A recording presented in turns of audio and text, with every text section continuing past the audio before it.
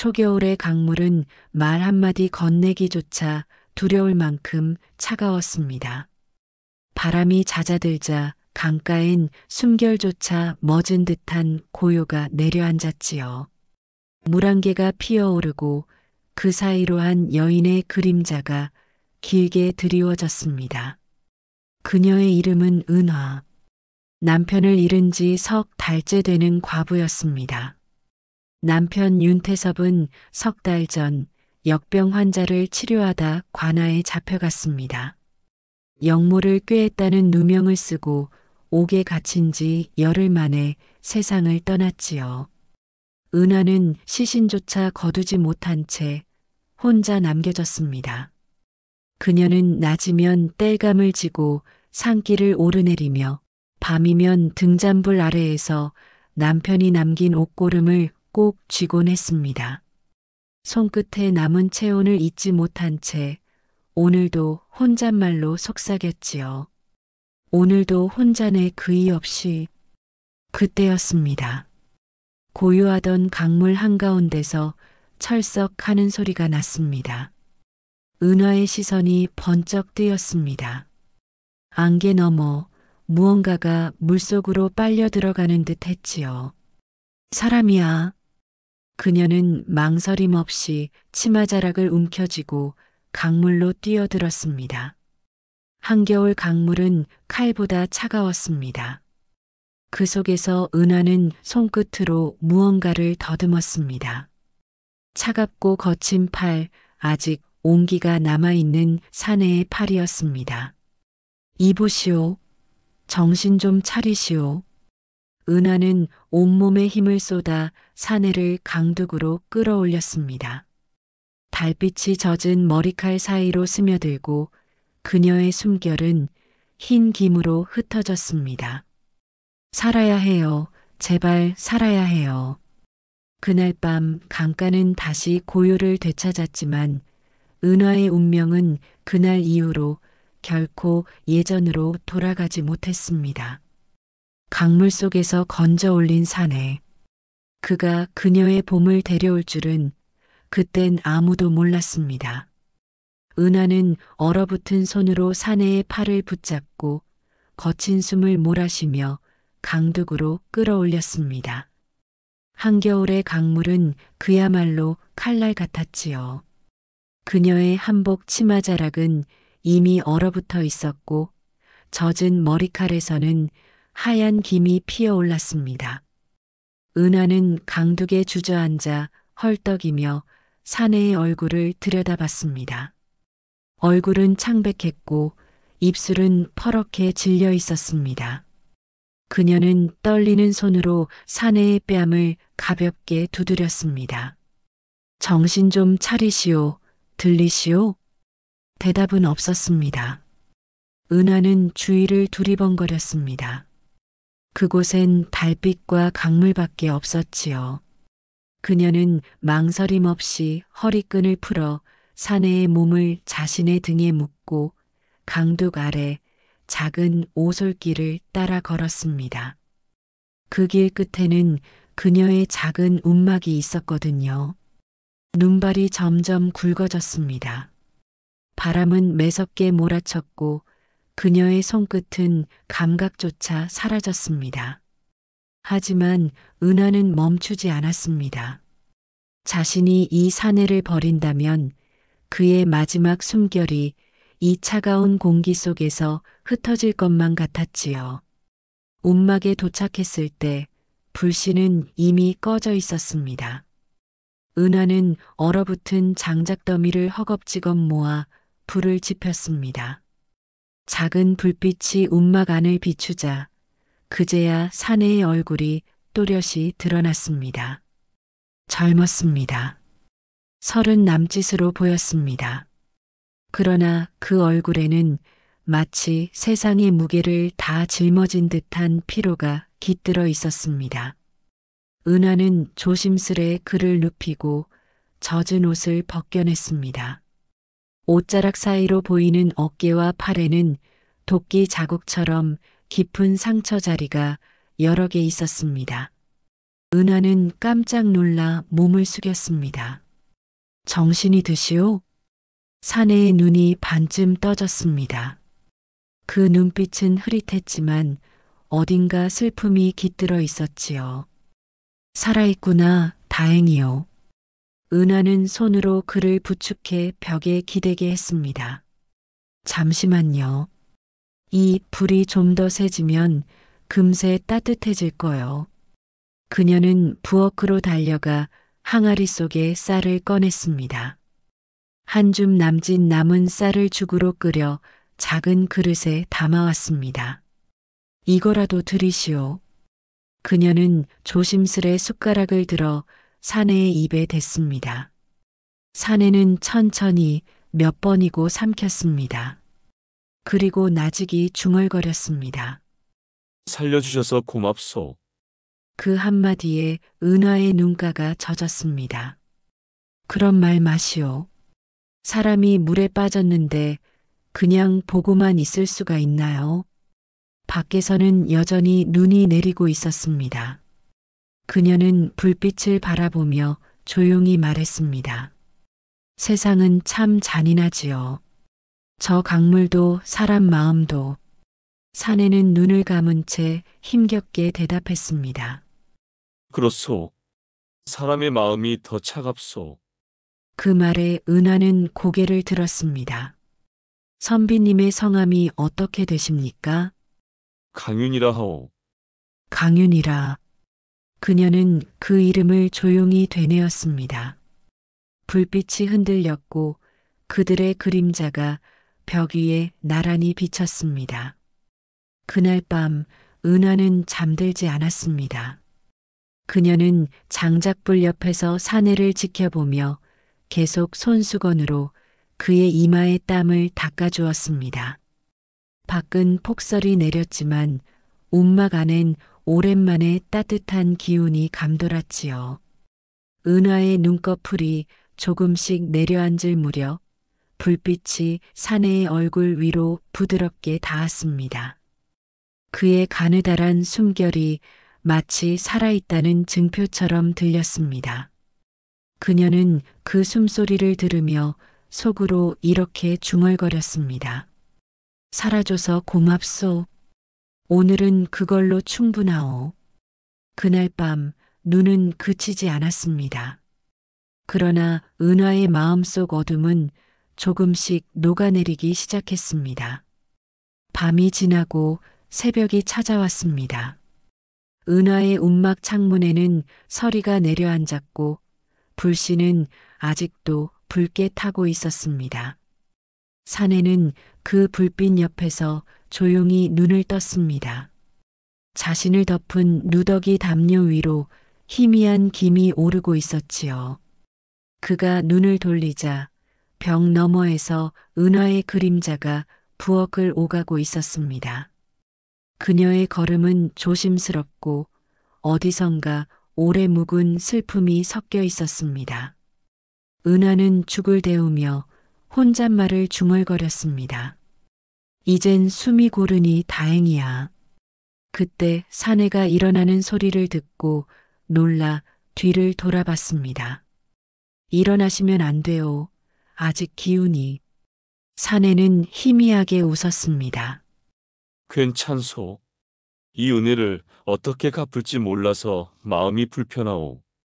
은하는 말없이 그를 바라보다가 죽을 그릇에 담아 건넸습니다.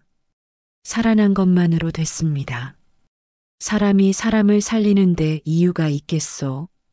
잠시 정적이 흘렀습니다. 밖에서는 새가 울었고 강가에선 얼음이 부서지는 소리가 들렸습니다. 사내는 은하의 손을 흘끗 보았습니다. 손등에는 장작에 그을린 자국이, 손끝에는 굳은 살이 깊게 패여 있었습니다. 혼자 사시오? 예, 이제는요. 그녀는 낮게 웃으며 덧붙였습니다. 남편이 3달 전에 떠났습니다. 그 후론 이렇게 혼자 살고 있지요. 사내의 눈빛이 잠시 흔들렸습니다. 3달 전이라. 그 시기가 그의 기억 속 어딘가를 건드렸습니다. 하지만 그는 묻지 않았습니다. 은하는 다시 그를 보며 물었습니다. 선비님은 어디서 오셨습니까? 얼굴이 낯설고 몸의 상처가 보통 사람과 다른 것 같아서 사내는 잠시 머뭇거렸습니다. 그의 시선이 벽에 걸린 초라한 등잔불로 향했습니다. 그냥 떠돌이요. 장터에서 장사하다 길을 잃었을 뿐이요. 그 말이 끝나자 은하는 아무 말 없이 그를 바라봤습니다. 눈빛 속에는 미묘한 의심이 스쳤지만 그녀는 곧 고개를 떨구었습니다. 떠돌이라 해도 하늘이 내게 보내준 인연일지도 모르지요. 사내는 잠시 고개를 숙였습니다. 그의 속에는 수많은 비밀이 숨겨져 있었지요. 그날 오후 은하는 산에서 나뭇가지를 주워와 불을 피웠습니다. 사내는 문 밖에 나와 나무를 패며 손을 풀었지요. 그 힘으로 장사꾼이라니 좀 이상하오. 은하가 웃으며 말했습니다. 강유는 머쓱하게 웃으며 손등의 상처를 감췄습니다. 장사꾼도 살다 보면 도적을 만나는 법이지요. 도적보다 무서운 건 사람의 마음이요. 그녀의 말은 담담했지만 어딘가 오래된 상처가 묻어 있었습니다. 저녁 무렵 은하는 강윤에게 마른 옷을 내밀었습니다. 이 옷은 제 남편 것이오. 그대 몸에 맞을 듯하오. 그녀의 손끝이 잠시 그 옷깃에 머물렀습니다. 강윤은 조심스레 옷을 받아들었습니다. 그런데 소매를 펼치는 순간 그의 손이 멈췄습니다. 옷의 소매뿌리에 작은 자수가 새겨져 있었습니다. 태섭, 강윤의 얼굴이 순간 굳어졌습니다.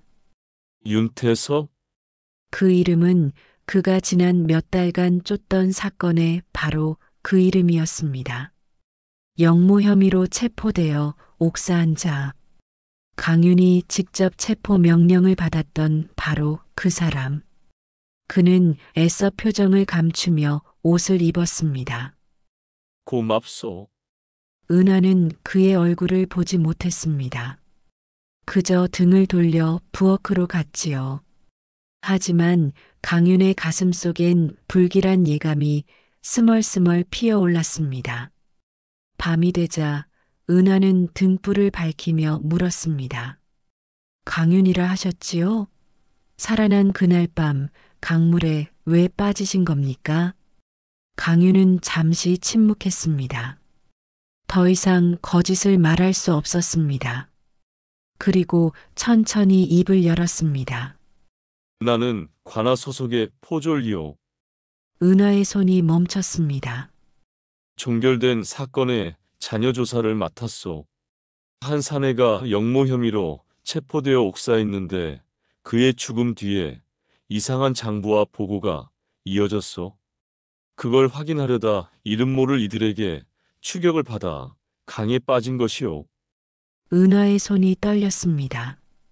그 이름 혹시 기억하시오? 강윤은 깊은 숨을 들이켰습니다. 윤태섭이라 했소. 그 순간 은하의 얼굴이 하얗게 질렸습니다. 그녀의 입에서 한숨이 새어나왔습니다. 그가 내 남편이요. 움막 안의 등불이 흔들렸습니다. 불빛 사이로 은하의 눈동자가 젖어들었습니다. 강윤은 멍하니 그녀를 바라보다 자신의 입술을 깨물었습니다. 은하는 떨리는 목소리로 말을 이었습니다. 그는 죄인이 아니었소. 아픈 사람을 살렸을 뿐인데 관아에서 그를 역병의 원인이라 뒤집어 씌웠소. 영모라니 그건 거짓이요. 거짓말이요. 사내의 심장이 무겁게 내려앉았습니다. 그가 쫓던 자가 결국 억울하게 죽은 의인이었다니. 은하는 고개를 숙인 채 조용히 말했습니다. 하늘은 참 잔인하오. 죽은 이를 쫓던 자가 이제 그 과부의 품에서 숨을 쉬고 있다니. 강유는 말을 잃었습니다. 그녀의 눈동자에는 분노와 연민, 그리고 짙은 체념이 뒤섞여 있었습니다. 밖에서는 바람이 불고 눈이 흩날렸습니다. 그 불빛 아래 두 사람은 말없이 앉아 있었습니다. 하나의 운명이 두 사람을 엮고 있었습니다. 그날 밤 움막의 불빛은 새벽이 될 때까지 꺼지지 않았습니다. 그리고 그 불빛 속에서 강유는 처음으로 마음속 깊은 죄책감을 느꼈습니다. 그날 이후 은하와 강윤 사이의 말보다 깊은 침묵이 흐르기 시작했습니다. 은하는 남편의 영혼과 강윤은 자신의 죄와 함께 살아야 했지요. 밤이 다시 찾아왔습니다. 눈은 멎었지만 공기엔 여전히 싸늘한 냄새가 감돌았습니다. 은하는 움막 앞 장작더미 위에 앉아 불씨를 바라보고 있었습니다. 불꽃은 바람에 흔들리며 길게 늘어지고 그 불빛 사이로 그녀의 얼굴이 어렴풋이 보였습니다. 그녀의 등 뒤에서 강윤의 목소리가 들려왔습니다. 은화 아씨, 그녀는 대답하지 않았습니다. 다만 불꽃만 바라보며 낮게 물었습니다. 당신은 그때 내 남편을 잡으러 갔습니까? 잠시 침묵이 흐른다. 불이 타들어가는 소리만 들렸습니다. 아니요. 나는 사후 조사를 맡았을 뿐이요. 하지만 강윤의 목소리는 낮았고 어딘가 허공을 두려워하는 기운이 섞여 있었습니다. 나는 그 체포가 정당하다 믿었소. 명령을 의심하지 않았소. 은하는 고개를 들었습니다. 그 눈빛엔 분노보다 더 깊은 무언가가 깃들어 있었습니다. 당신 같은 자들이 칼을 들고 그를 잡았소. 그리고 그는 감옥에서 죽었소. 그녀의 목소리는 떨리지 않았습니다. 다만 너무나 단단했습니다. 관아에서 뭐라 했는지 아시오? 민심을 어지럽힌다며 허튼 약으로 백성을 더 아프게 한다며 그를 잡아갔소.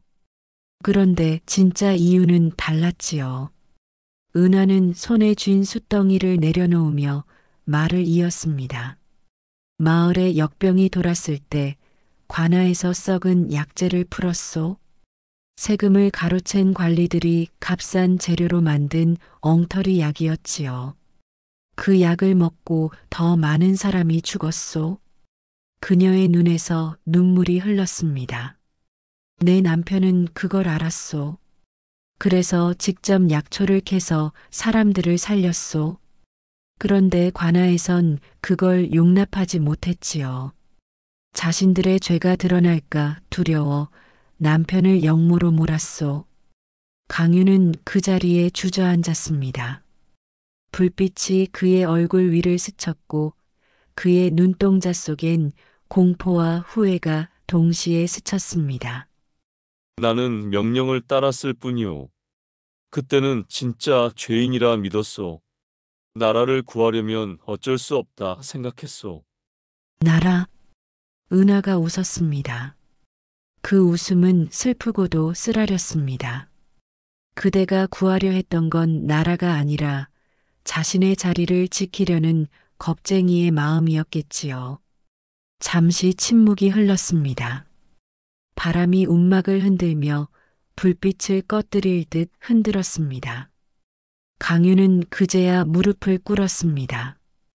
용서하시오, 아씨. 내가 모르고 너무 많은 죄를 지었소. 그의 이마가 땅에 닿았고 눈물이 흙 위로 떨어졌습니다. 은하는 그를 내려다보며 조용히 말했습니다. 용서라. 사람이 사람을 죽여놓고 용서하라고 하면 죄가 사라진단 말입니까?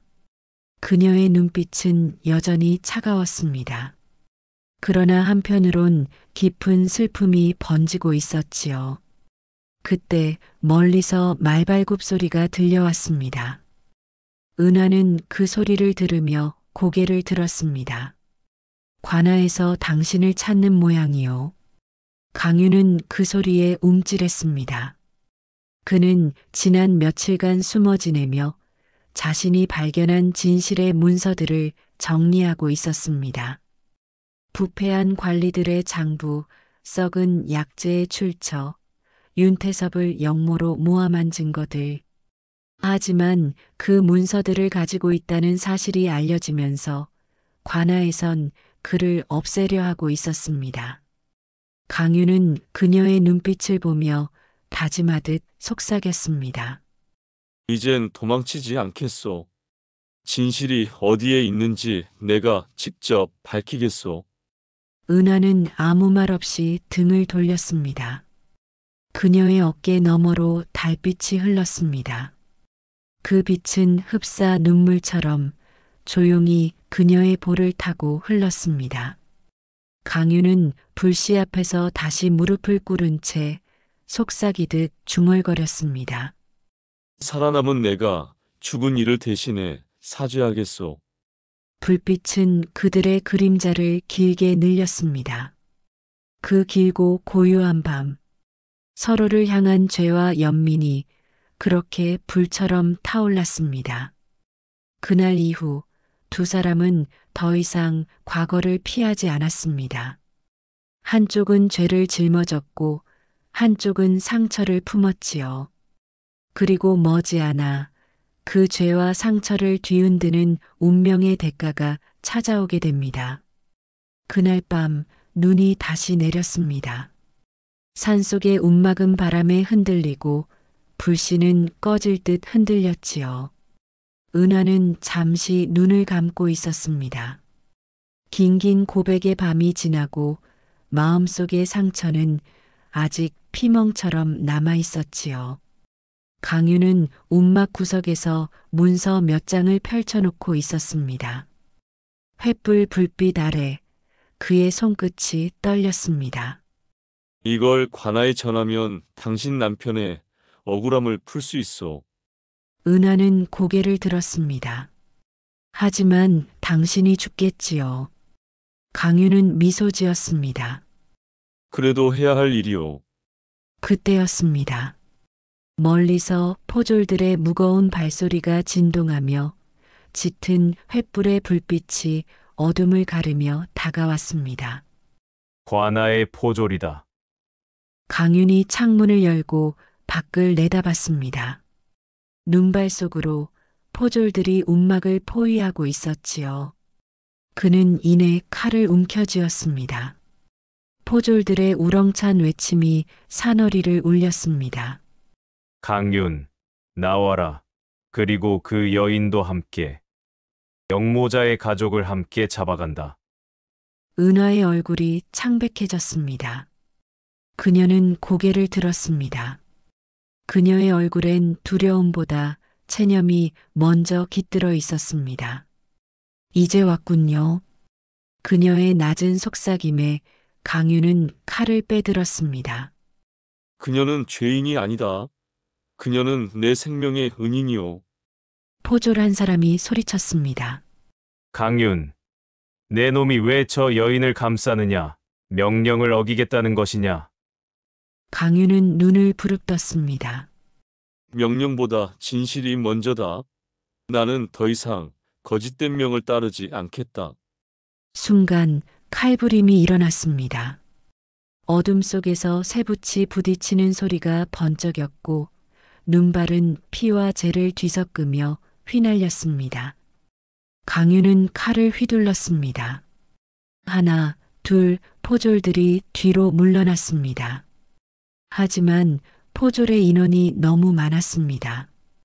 은하는 움막 안에서 그 모습을 바라보다 마침내 문을 박차고 나왔습니다.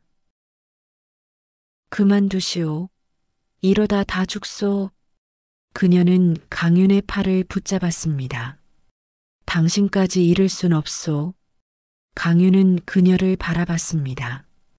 그 눈빛엔 절망이 그리고 사랑이 섞여 있었습니다. 은화, 내가 만든 이 잘못은 내 손으로 끝내야 하오. 그는 몸을 돌려 포졸들과 맞섰습니다. 하지만 수가 너무 많았습니다.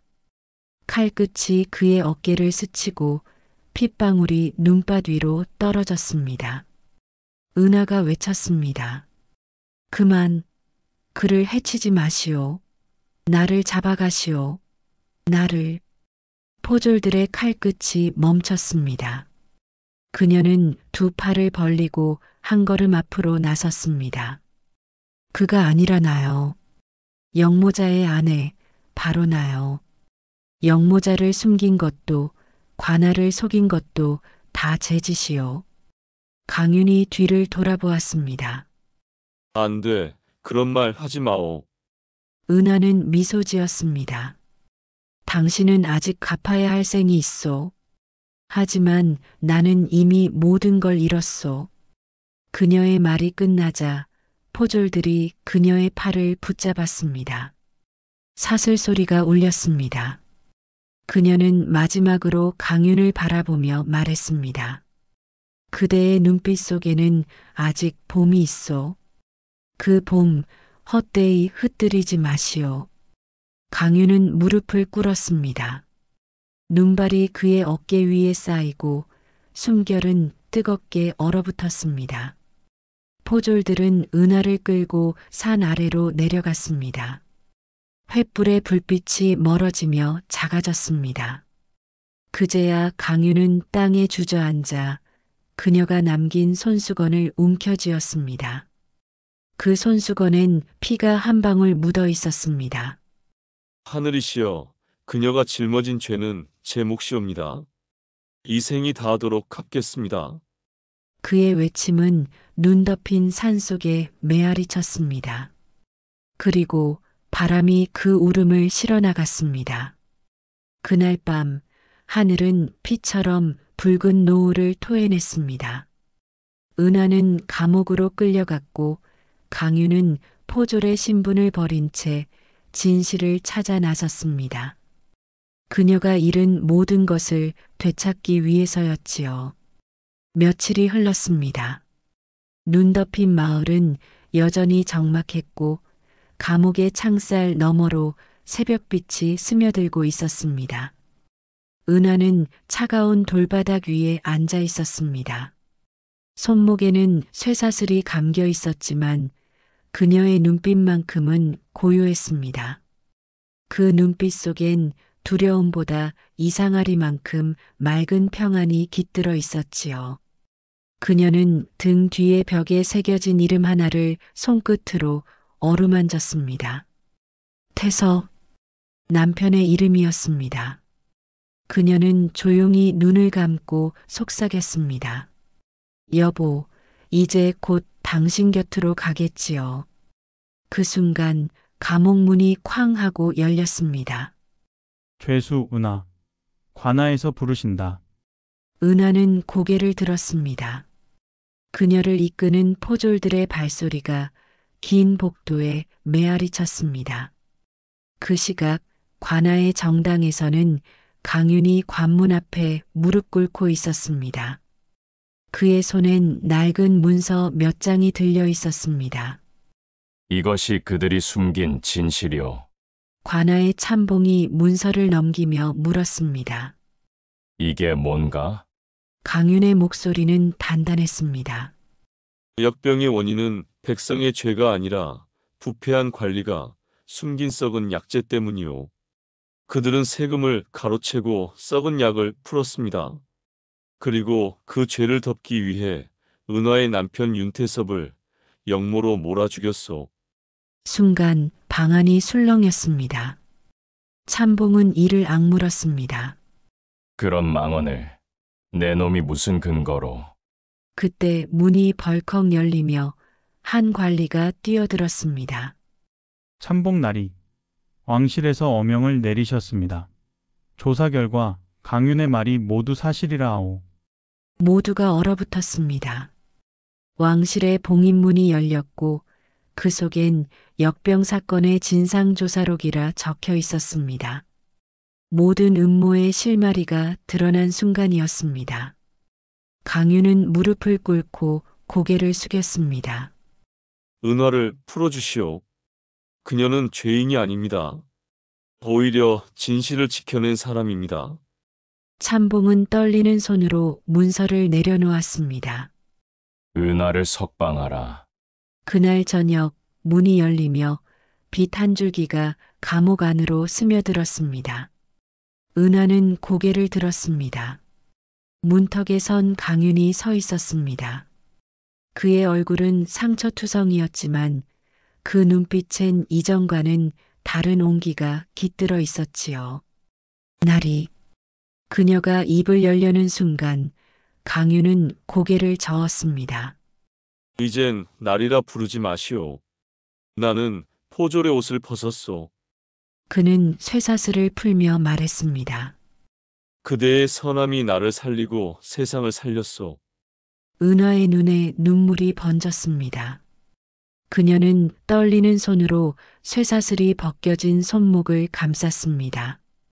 이 모든 게 정말 하늘의 뜻이었을까요? 강유는 고개를 들었습니다. 창살 밖으로 내리는 눈빛이 마치 하늘의 눈물처럼 부드럽게 내리고 있었습니다. 하늘은 때로 늦게 응답하지만 결국 옳은 길을 비추지요. 은하는 그 말을 듣고 오래 묵은 숨을 내쉬었습니다. 다음 날 두 사람은 다시 강가에 섰습니다. 그날 은하가 그를 구해낸 바로 그 자리였습니다. 강물은 예전과 달리 잔잔했고 물안개 사이로 햇살이 부드럽게 흘렀습니다. 그날 내가 구한 건 한 목숨이 아니라 내 운명이었소. 은하는 천천히 말했습니다. 하늘은 결국 우리를 기억했네요. 그녀는 강물에 손을 담갔습니다. 차가운 물결 위로 하얀 햇살이 퍼지며 마치 지난 세월의 아픔을 씻어내듯 잔잔히 흘러갔습니다. 두 사람은 나란히 섰습니다. 그리고 바람이 불었습니다. 강물 위에 두 개의 그림자가 나란히 드리워졌습니다. 한때 슬픔에 강이던 그 물결 위에 이제 새로운 운명이 흐르고 있었습니다. 며칠 뒤 마을에 봄이 찾아왔습니다. 얼었던 강이 풀리고 산등성이엔 개나리가 하나둘 피어나기 시작했지요. 그날 아침 은하는 천천히 강가를 걸었습니다. 그녀가 그날 사내를 끌어올렸던 자리, 그곳엔 이제 고요한 물결만이 출렁이고 있었습니다. 은하는 하늘을 올려다보았습니다. 지난 겨울의 눈발 대신 따뜻한 햇살이 눈부시게 내리쬐고 있었습니다. 그녀의 곁엔 강윤이 서 있었습니다. 예전의 포졸 복장은 벗은 지 오래, 이젠 수수한 배옷 차림으로 그녀 곁에서 조용히 강물을 바라보고 있었지요. 이상하오. 그때는 저강이 그렇게 차가웠는데 이젠 이렇게 따뜻하게 느껴지오. 강윤의 말에 은하는 살짝 웃었습니다. 그건 강이 변한 게 아니라 당신 마음이 녹은 거겠지요. 그녀는 강물에 손을 담갔습니다. 물결 위로 햇살이 부서지고 그 빛이 그녀의 눈가를 부드럽게 감쌌습니다. 태섭도 이제 편히 쉬고 있겠지요. 그분은 당신을 통해 이미 구원받았소. 그렇다면 이젠 저도 제 삶을 살아야겠지요. 은하는 그렇게 말하며 손수건을 꺼내 강물 위에 띄웠습니다. 그건 그녀가 처음 강윤을 구해냈던 날 그의 젖은 머리를 감쌌던 바로 그 수건이었습니다. 하얀 천이 강물 위에서 빙그르르 돌더니 천천히 멀어졌습니다. 그녀의 눈동자엔 더 이상 슬픔이 없었습니다. 그 자리를 대신한 건 고요한 해방이었습니다. 그날 오후 두 사람은 마을을 떠났습니다. 은하는 약초 바구니를 이고 강유는 나무 지팡이를 짚은 채 산길을 천천히 걸었습니다. 이제 어디로 가실 생각이오? 강윤의 물음에 은하는 대답했습니다. 사람들이 아파하는 곳이라면 어디든요. 그게 내가 살아야 할 이유니까요. 그녀의 말에 강윤은 고개를 끄덕였습니다. 그 길 함께 걸어도 되겠소? 은하는 잠시 고개를 돌려 그를 바라보았습니다. 햇살이 그의 얼굴 위로 부드럽게 비쳤습니다. 그녀는 고개를 끄덕이며 말했습니다. 당신이 원한다면 이제 함께 가요. 바람이 불었습니다. 두 사람의 옷자락이 흔들리고 그 바람 속에서 작은 웃음이 피어났습니다. 멀리서 종소리가 울렸습니다. 마을의 하루가 다시 시작되는 소리였지요. 하지만 그 소리 너머로 들려오는 건 새로운 운명의 시작이었습니다. 그로부터 수년이 흘렀습니다. 사람들은 가끔 장터에서 은하 의원이라 불리는 여인을 이야기했습니다.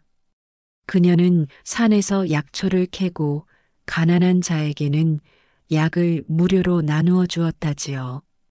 그 곁엔 언제나 한 남자가 있었습니다. 예전엔 포졸이었고 지금은 그녀의 손발이 되어 약초를 다듬느니 사람들은 그들을 두고 이렇게 불렀습니다. 하늘이 맺은 인연.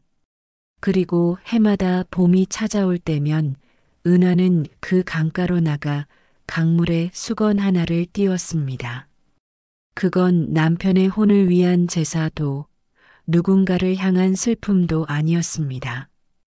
그저 세상에 남은 모든 슬픔과 억울함이 씻겨가길 바라는 조용한 기도였지요. 사람의 마음은 물과 같습니다. 때로는 얼고 때로는 흐르지만 결국 따뜻한 온기를 향해 흘러가게 마련이지요. 그녀의 선한 마음이 만든 운명, 그것이 바로 하늘이 기억한 이야기였습니다. 오늘의 이야기는 여기까지입니다. 이야기가 재미있으셨다면 잊지 말고 구독과 좋아요 꼭 눌러주세요. 다음엔 더 기막히고도 가슴 뜨거운 야담으로 다시 찾아뵙겠습니다. 시청하여 주셔서 감사합니다.